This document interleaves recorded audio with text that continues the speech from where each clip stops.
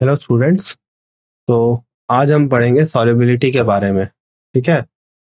तो बेसिकली आज हमारा जो टॉपिक है वो सॉल्यूशन से ही रिलेटेड है, मतलब सॉल्यूशन कैसे बनाते हैं इससे रिलेटेड है। ठीक है। किस जो हमने कहा था कि 3 तरह के सॉल्यूशंस पॉसिबल है, उन सॉल्यूशन में किस तरह की एक्टिविटी देखी जाती है उसके बारे में स्टडी करना हम स्टार्ट करेंगे। ठीक है। तो आज हम पढ़ेंगे सॉलिड इन लिक्विड। ठीक है, मतलब लिक्विड इसमें सॉल्वेंट रहेगा और सॉलिड सॉल्यूट रहेगा।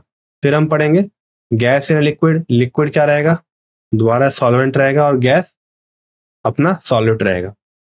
तो स्टार्ट करते हैं। सबसे पहले, इससे पहले कि हम आगे बढ़े, सबसे पहले हमें समझना चाहिए कि सॉल्युबिलिटी क्या होती है। ओके, सॉल्युबिलिटी क्या होती है? Basically it is the maximum amount of solute that can be added to the solvent, या फिर आप कह सकते हो कि सैचुरेटेड सॉल्यूशन जो होता है, ठीक है, सैचुरेटेड सॉल्यूशन जिसमें और हम सॉल्यूट नहीं डाल सकते, उस केस में जो सॉल्यूट का कंसंट्रेशन है उसे हम क्या बोलते हैं? सॉल्युबिलिटी बोलते हैं। अब ये एक स्पेसिफाइड टेम्परेचर के लिए डिफाइंड है। ठीक है, ये इंपॉर्टेंट बात है क्या, कि ये एक स्पेसिफाइड टेम्परेचर के लिए डिफाइन की गई है। मतलब टेम्परेचर आप चेंज नहीं कर सकते हो। एक गिवन टेम्परेचर पे गिवन सॉल्युबिलिटी होती है। टेम्परेचर चेंज करोगे आप तो ये जो अमाउंट है, मतलब जो मैक्सिमम अमाउंट ऑफ डिजोल्व कर पा रहे हैं वो भी क्या होगा, चेंज हो जाएगा।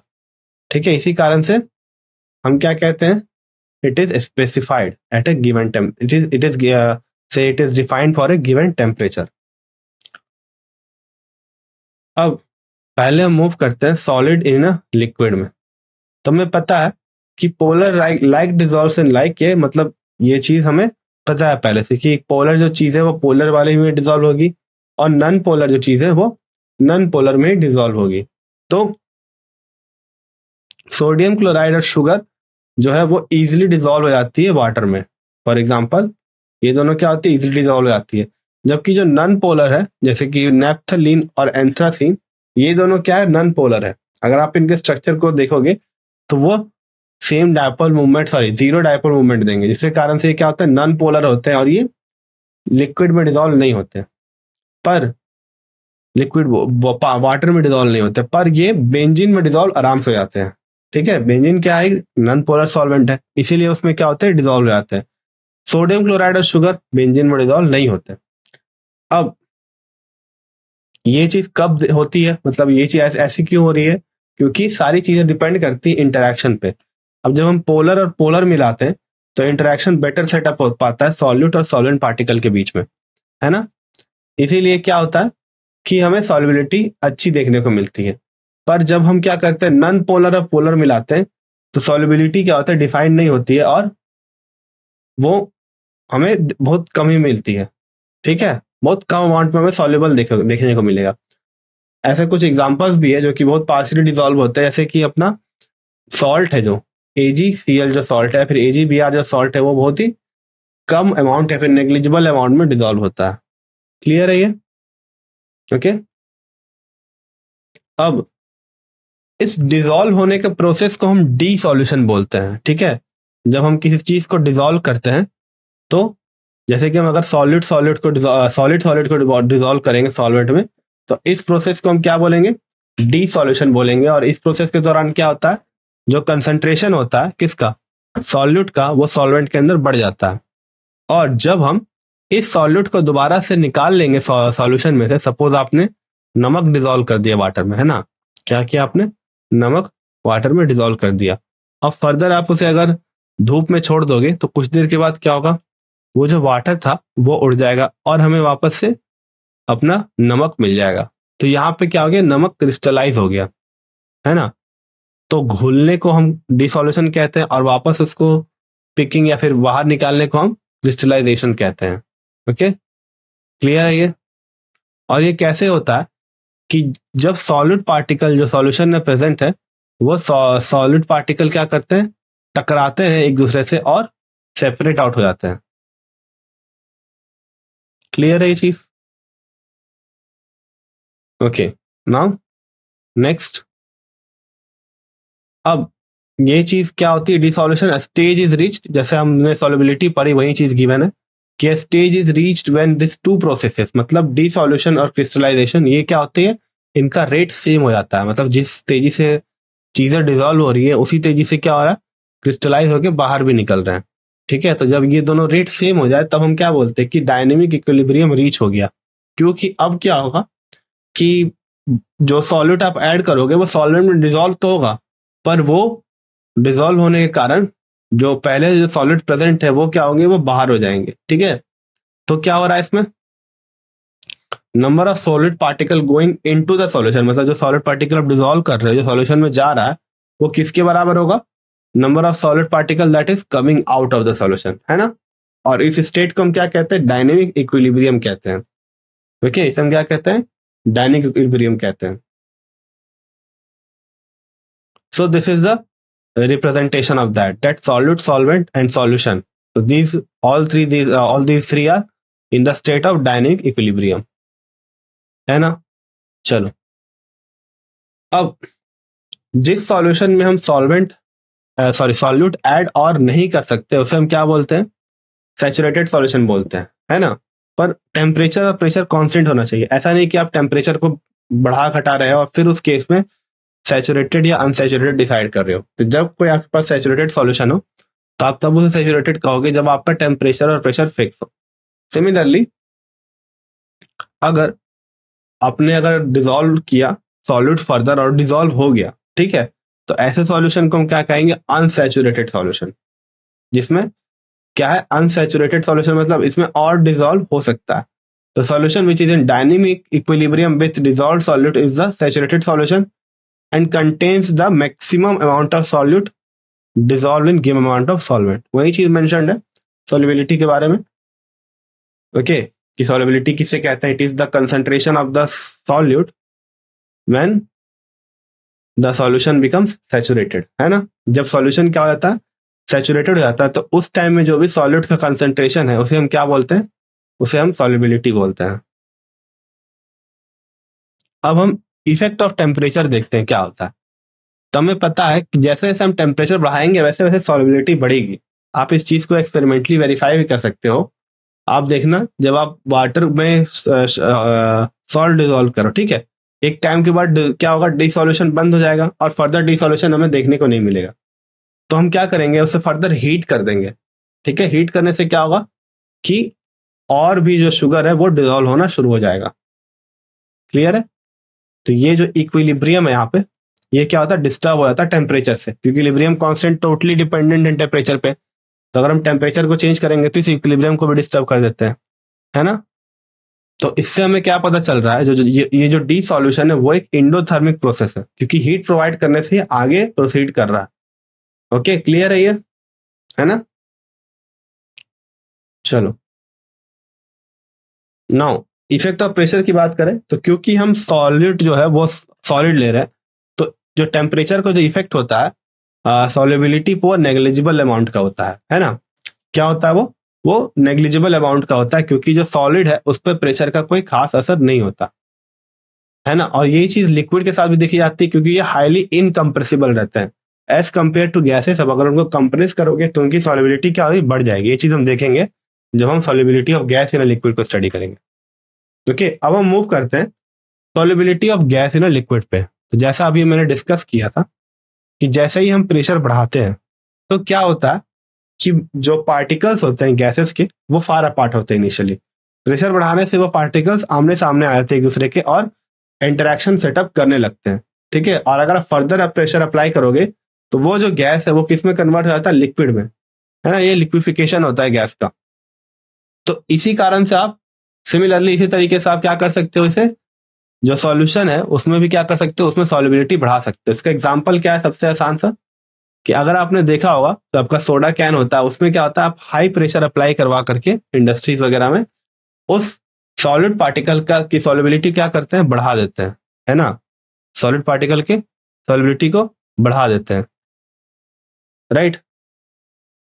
सो if we increase the pressure we increase the solubility. तो देखो यहाँ पे एक इलस्ट्रेशन दे रखा है कि कैसे ये सॉल्युबिलिटी बढ़ रही है। तो इनिशियली देखो हमने एक W1 वेट यहाँ पे रखा है, ठीक है।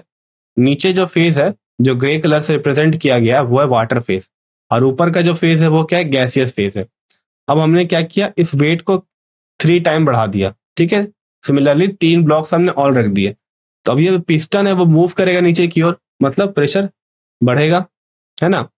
प्रेशर बढ़ेगा तो क्या होगा, पार्टिकल सामने सामने आएंगे, हमें पता है pressure is inversely proportional to volume. तो प्रेशर बढ़ाएंगे तो वॉल्यूम क्या होगा, घटेगा, है ना। At a given temperature, temperature constant रखेंगे हम यहाँ पे। नाउ अब क्या है कि जब प्रेशर बढ़ गया, इनिशियली क्या हो रहा था, अगर ये पार्टिकल्स दूर दूर थे तो इन पार्टिकल्स की प्रोबेबिलिटी इस सरफेस पर टकराने की कम थी as compared to this one, जहां पे क्या है, अब ज्यादा प्रोबेबिलिटी है कि पार्टिकल्स क्या हो, सॉल्यूशन से टकराए। ठीक है, इनिशियली हो सकता था कि पार्टिकल यहाँ जाए, इसके पास ज्यादा वॉल्यूम प्रेजेंट था मूव करने के लिए। अब कम वॉल्यूम प्रेजेंट है तो चांसेस ज्यादा है कि ये जो पार्टिकल है वो जाकर के अपने लिक्विड फेज में टकराए और डिसॉल्व हो सके, क्योंकि when they strike the solution surface, जब सरफेस पे स्ट्राइक करता है तभी क्या होता है, ये पार्टिकल इसके अंदर एंटर करता है ना। तो इससे हम सब बोल सकते हैं, क्योंकि हमने वॉल्यूम को घटा दिया है, तो number of particles that is striking the surface of the solution is has increased, और इसी कारण से क्या हो गई है, सॉल्युबिलिटी इंक्रीज हो गई है। ये बात क्लियर है? ओके।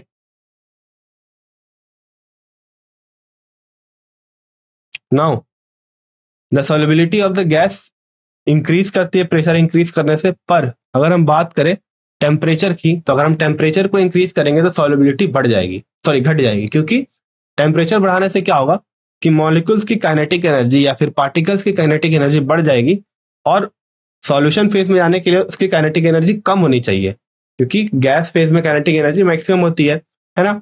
तो अगर हमने काइनेटिक एनर्जी, थर्मल एनर्जी बढ़ा दी तो उनकी काइनेटिक एनर्जी बढ़ जाएगी टेम्परेचर बढ़ाने से, और उनके चांसेस कम हो जाएंगे कि वो क्या हो, डिसॉल्व हो, है ना। क्लियर है? अब इस जॉब में हमने प्रेशर का जो रिलेशन पढ़ा, उसको स्पेसिफाई करने के लिए या फिर इसको क्वांटिफाई करने के लिए, कितना अमाउंट में प्रेशर बढ़ाने से कितनी सॉल्युबिलिटी बढ़ेगी, इस चीज को स्पेसिफाई करने के लिए हेनरी ने लॉ दिया। ठीक है, हेनरी ने हेनरीज लॉ दिया और कहा कि सॉल्युबिलिटी जो होता है गैस का, वो डायरेक्टली प्रोपोर्शनल होता है किसकी, पार्शियल प्रेशर के, ठीक है, एट ए कांस्टेंट टेम्परेचर। देखो ये है, तो ये प्रेशर है, ये मोल फ्रैक्शन है, तो सॉल्युबिलिटी मतलब कंसंट्रेशन एक तरीके से हो गया। यहाँ कंसंट्रेशन को हमने मोल फ्रैक्शन की मदद से दिखाया है, ठीक है। तो जो प्रेशर है वो डायरेक्टली प्रोपोर्शनल है मोल फ्रैक्शन के। अगर हमने प्रोपोर्शनलिटी कांस्टेंट हटा दिया तो ये KH आता है as a constant, Henry constant बोलते हैं इसे हम, तो ये एज ए प्रोपोर्शनलिटी कांस्टेंट आता है। तो ये फॉर्मूला बहुत ही इंपॉर्टेंट है, और ये जो KH है ये टोटली डिपेंड करता है सॉल्वेंट पे कि हम कौन सा लिक्विड ले रहे हैं। तो ये लिक्विड टू लिक्विड क्या होता है, वेरी करता है, KH की value liquid to liquid vary करती है। और ये देखा गया है कि जो लाइटर गैसेस है उसके लिए KH की वैल्यू क्या होती है, ज्यादा होती है as compared to heavier gases. अभी समझेंगे इसका मतलब समझेंगे, ठीक है। सबसे पहले आप क्या बोल सकते हो KH के बारे में, यहां से आप इसके बारे में इन्फर करने की कोशिश करो, ठीक है। तब तक हम आगे बढ़ते हैं। तो यहां से आप सॉल्युबिलिटी ऑफ KH के बारे में अगर आप रिलेशन निकालेंगे तो क्या आएगा, इसके ऊपर आप सोचो, ठीक है। नेक्स्ट, यहां देखो, यहां ग्राफ प्लॉट किया हमने पार्शियल प्रेशर और कंसंट्रेशन के रूप में, ठीक है। तो जैसे जैसे हम पार्शियल प्रेशर बढ़ाते जा रहे हैं वैसे वैसे क्या हो रहा है, कंसंट्रेशन बढ़ते जा रहा है। देखो आप 500 पे क्या है, 0.010 है, 1000 पे क्या हो जाएगा, 0.020। मतलब क्या हो रहा है, मोल फ्रैक्शन क्या हो रहा है, बढ़ते जा रहा है। यहाँ पे जैसे जैसे हम पार्शियल प्रेशर बढ़ा रहे हैं वैसे वैसे मोल फ्रैक्शन बढ़ते जा रहा है। क्लियर है ये चीज? Now different gases have different KH, जैसा मैंने बताया था कि अलग अलग गैसेस के लिए अलग अलग KH की वैल्यू होती है। So it is defined for the solid particles, so it is different for different gases, क्योंकि यहाँ पे सॉलिड क्या है, गैस है, क्योंकि ये गैस इन लिक्विड के लिए डिफाइंड है ना। तो गैस डिफरेंट डिफरेंट गैसेस के लिए डिफरेंट डिफरेंट KH वैल्यू होती है। अब अगर आप रिलेशन से देखोगे तो आपको दिखेगा कि P is equals to KHX, और KH is inversely proportional to the solubility. मतलब जितने ज्यादा गैस की वैल्यू, KH की वैल्यू जितने ज्यादा गैस के लिए उतनी ही इसकी कम सॉल्युबिलिटी होगी। और ये देखा गया कि लाइटर गैस जो होते हैं उनमें ये जो सॉल्युबिलिटी होती है वो कम होती है। कारण क्या है क्योंकि आपको क्या करना है, गैसेस को लिक्विफाई करना है एक तरीके से। लिक्विफाई करने के लिए क्या होना चाहिए, उनके बीच जो इंटरेक्शन है वो ज्यादा होना चाहिए, तभी वो क्या आगे क्लोजर आ पाएंगे। तो जब मॉलिक्यूल्स हैवी होते हैं तो उनके बीच में जो फोर्स है वो है वैंडर वाल फोर्स, और जैसे ही मॉलिक्यूल्स हैवी होते आता है, ये वैंडर वाल फोर्स का जो अमाउंट होता है वो बढ़ते आता है। इसी कारण से क्या होता है, इसी कारण से ये इजीली लिक्विफाई हो पाते हैं। जबकि जो N2O2 जो लाइटर गैसेस है, इनकी जो वैल्यू आती है KH की वो हाई आती है ना। और ये टेम्परेचर के साथ और भी बढ़ती आती है, जो कि बताती है कि सॉल्युबिलिटी डिक्रीज करती है टेम्परेचर के इंक्रीज के साथ। तो KH की वैल्यू दो चीजों पर डिपेंड करती है, एक तो गैस के नेचर पे और दूसरा टेम्परेचर पे डिपेंड करती है। ठीक है, इन दोनों चीजों पे क्या करती है, डिपेंड करती है। और लाइटर गैसेस के लिए KH की वैल्यू ज्यादा होती है और हैवियर गैसेस के लिए KH की वैल्यू कम होती है।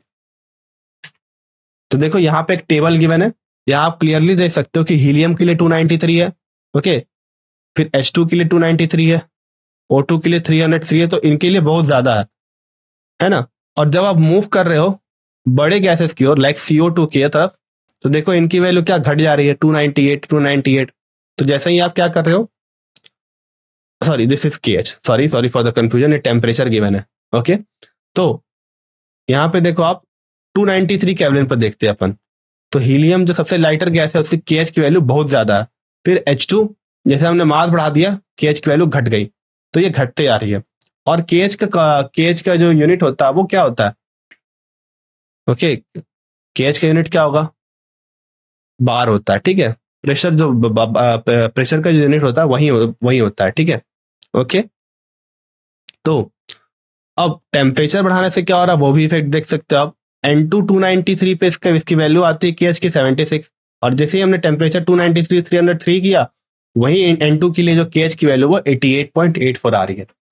और जैसे जैसे हम हैवियर गैस की तरफ मूव कर रहे हैं, CO2 की तरफ, तो 1.67 KH की वैल्यू, तो क्या हो रहा है, KH की वैल्यू घटते जा रही है। ओके, तो हैवियर गैसेस की तरफ मूव करेंगे तो KH की वैल्यू घटेगी, और टेम्परेचर बढ़ाएंगे तो KH की वैल्यू बढ़ेगी। और KH की वैल्यू घटने या बढ़ने से क्या इफेक्ट है, इनवर्सली प्रोपोर्शनल सॉल्युबिलिटी की। तो इस तरीके से आप रिलेशन सब में सेटअप कर सकते हो। ठीक है, ओके। तो इसी कारण से क्या होता है कि जो वार्म वाटर होता है उसमें क्या होता है, उसमें जो एक्वेटिक लाइफ है वो थोड़ा सा अनईजी महसूस करता है। ठीक है, as compared to cold water, क्योंकि कोल्ड वाटर मतलब टेम्परेचर कम, मतलब सॉल्युबिलिटी ज्यादा, क्योंकि KH वैल्यू क्या हो गई, कम हो गई, है ना। तो इसी कारण से जितना ज्यादा ऑक्सीजन प्रेजेंट है उतना ज्यादा एक्वेटिक स्पीसीज को आसानी होती है रेस्पिरेशन के लिए। ठीक है, क्लियर ये चीज, ओके। अब एक क्वेश्चन है यहाँ पे, if N2 gas is bubbled through water at 293 Kelvin, how many millimoles of N2 would be dissolved in 1 liter of water? Assume that N2 exerts a partial pressure of 0.987, given that Henry constant for N2 is this much. तो हमें क्या बताना है कि कितने मिली moles present है 1 litre water में। तो सबसे पहले हमें मोल फ्रैक्शन निकालना पड़ेगा। ओके, क्या निकालना पड़ेगा, मोल फ्रैक्शन निकाल लेंगे, सिंपल है बिल्कुल। पार्शियल प्रेशर गिवन है और क्या गिवन है, KH की वैल्यू गिवन है। तो यहां से अपन क्या निकाल लेंगे, सॉल्युबिलिटी निकाल लेंगे, फिर मोल फ्रैक्शन निकाल लेंगे। तो पहला स्टेप क्या है, देखो मोल फ्रैक्शन का कैलकुलेशन है, जो कि 1.29 इंटू 10 टू द पावर -5 आ रहा है। इसका मतलब क्या है कि एक मोल जो सॉल्यूशन है उसमें 1.29 into 10 to the power -5 moles nitrogen है, यही इसका मतलब हुआ, है ना। और हमें क्या कैलकुलेट करना है, 1 लीटर वाटर में कितने N2 के मिलीमोल्स प्रेजेंट होंगे। तो कैसे कैलकुलेट करेंगे, सिंपल है, हमें नाइट्रोजन का पता चल गया है। ठीक है, अब क्योंकि ये नाइट्रोजन है और ये बहुत ही कम अमाउंट में निकला है ना, तो सॉल्वेंट के कंपैरिजन में ये ऑलमोस्ट नेग्लिजिबल है, राइट। तो हम बोल सकते हैं कि हम मोल फ्रैक्शन का पता है कि it is the number of moles, right. तो 1 litre of water contain 55.5 moles, right. So therefore, if n represent the number of N2, okay, therefore n plus 55.5 mole, clear है ना। तो यहां से हम नंबर ऑफ मोल्स निकाल लिया। अब यहाँ पे n प्लस 55.5 को हमने ऑलमोस्ट क्या मान लिया, 55.5, क्योंकि n क्या बहुत कम आएगा, मोल फ्रैक्शन से ही पता चल रहा है। तो फाइनली हमें क्या निकल गया, नंबर ऑफ मोल्स निकल गया। अब इसको मिलीमोल में कन्वर्ट कर देंगे 1000 से मल्टीप्लाई करके, okay, that will give you 0.716 millimole. Clear है क्वेश्चन। अब कुछ एप्लीकेशन देखते हैं हेनरी लॉ के।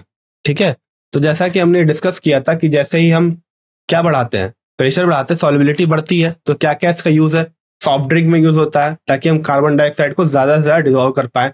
नेक्स्ट, स्कूबा ड्राइवर्स में क्या होता है कि वहां पे देखा जाता है कि जैसे ही scuba driver depth of the sea से ऊपर आता है तो प्रेशर क्या होता है, घटता है अचानक से, क्योंकि डीप डाउन प्रेशर बहुत ज्यादा बढ़ जाता है। तो डिजोल्व तो क्या होता है कि जो अमाउंट ऑफ जो नाइट्रोजन गैस डिजोल्व है ऑक्सीजन में, वो बढ़ जाता है। और जैसे ही स्कूबा ड्राइवर ऊपर आता है, प्रेशर के अचानक से रिलीज होने से वो जो गैसेस प्रेजेंट थे ब्लड में वो अचानक से बाहर आना चाहते हैं और वो बबल फॉर्म कर देते हैं ऑक्सीजन में को। और ये एक मेडिकल कंडीशन में को देता है, क्या बोलते हैं, प्रेजेंट करता है, जिसमें आपको हाई पेन महसूस होता है, right. So the same thing is written कि this results in the dissolved gases leads to the formation of bubbles of nitrogen in the blood, right? तो हम क्या करते हैं इसके लिए कि जो स्कूबा ड्राइवर के जो टैंक्स है उसमें जो वो कैरी करता है ऑक्सीजन के लिए, उसमें हीलियम को भी इंक्लूड कर लेता है। अब हीलियम क्या है, लाइटर गैस है, सॉल्युबिलिटी कम है, तो ये हाई प्रेशर पर भी ज्यादा सॉल्युबल नहीं होगी, ठीक है। तो अब क्या होगा कि जैसे ही प्रेशर चेंज आएगा उस कारण से जो अमाउंट ऑफ हीलियम प्रेजेंट है वो ज्यादा नहीं रहेगा और वो नुकसान नहीं करेगा, ठीक है। इसे बेंड्स बोलते हैं, इस कंडीशन को क्या बोलते हैं, बेंड्स बोलते हैं। अब इसका उल्टा अगर आप हायर एल्टीट्यूड में जाते हैं तो देखा जाता है कि ऑक्सीजन का जो सॉल्युबिलिटी वो कम होते आती है, ठीक है। कम अमाउंट का जो ऑक्सीजन है वो डिजोल्व हो पाता है और इस कारण से क्या होता है कि ग्रेजुअली धीरे धीरे क्या होता है, ऑक्सीजन की कमी पड़ने लगती है और ब्रेन तक ऑक्सीजन नहीं पहुंच पाता है, ठीक है। अब ब्रेन फंक्शन नहीं कर पाता तो सोचने और समझने की शक्ति होती है वो भी कमजोर पड़ती जाती है और इस कंडीशन को हम एनोक्सिया बोलते हैं। तो दोनों के दोनों क्या है, समझ गए? दोनों के दोनों क्या है, सिंपली अपने हेनरी लॉ के एप्लीकेशन है। क्लियर है? ओके, चलो अब नेक्स्ट देखते हैं।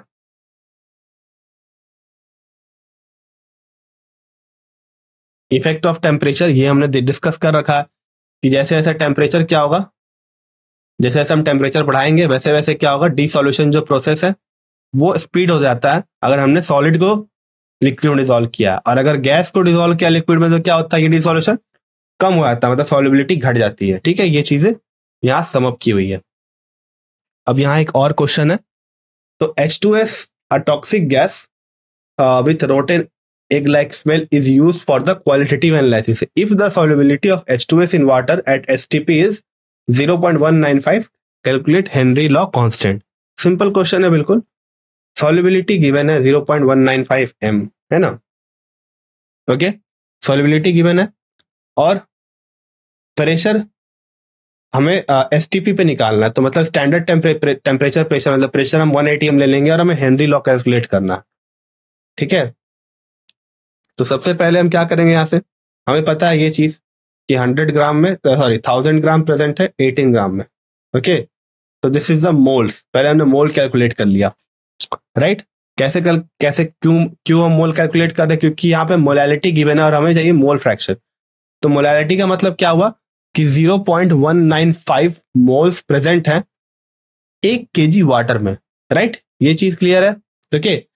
तो इतने मोल प्रेजेंट है 1 kg वाटर में, मतलब कि हमें 1000 ग्राम में अगर हम number of moles of water निकाल लेते हैं, ठीक है। तो सबसे पहले हमने क्या किया, 1000 ग्राम में number of moles of water निकाल लिया, तब टोटल नंबर ऑफ मोल्स कितना हो गया, 55.56 plus this mole which is 0.195 divide by number of moles of H2S which is 0.195, तो टोटल कितना है 0.0035। मोल फ्रैक्शन निकल गया, मोल फ्रैक्शन निकल गया तो वैल्यू पुट कर देंगे यहाँ पे सिंपली, तो that will give you the value of KHS 282 बार।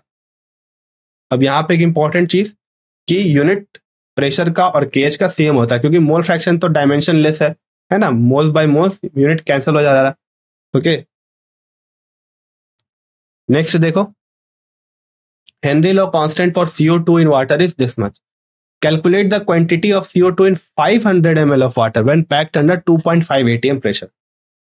तो क्या गिवन है कि हेनरी लॉ कांस्टेंट गिवन है 298 केल्विन पे और हमें CO2 निकालना है कि 500 ml में कितना CO2 प्रेजेंट होगा, ठीक है। जबकि जब हमने प्रेशर को 2.5 रखा है तो यहां सबसे पहले हम मोल फ्रैक्शन कैलकुलेट करेंगे, क्योंकि हेनरी लॉ गिवन है। तो मोल फ्रैक्शन क्या हो जाएगा, मोल फ्रैक्शन सिंपली हो जाएगा pressure which is this divided by the Henry log constant. अब इस एटीएम को पास्कल में कन्वर्ट करना पड़ेगा, या फिर एटीएम को पास्कल में कन्वर्ट करें, पास्कल को एटीएम में, तो वहां से हम मोल फ्रैक्शन निकाल लेंगे। क्लियर है? फर्दर उस मोल फ्रैक्शन को यूज करके अपना फाइनल आंसर कैलकुलेट कर लेंगे। ठीक है, तो यहाँ पहले हमने प्रेशर को चेंज कर लिया पास्कल में, एटीएम को, और यहां से क्या निकाल लिया, मोल फ्रैक्शन निकाल लिया। क्लियर है?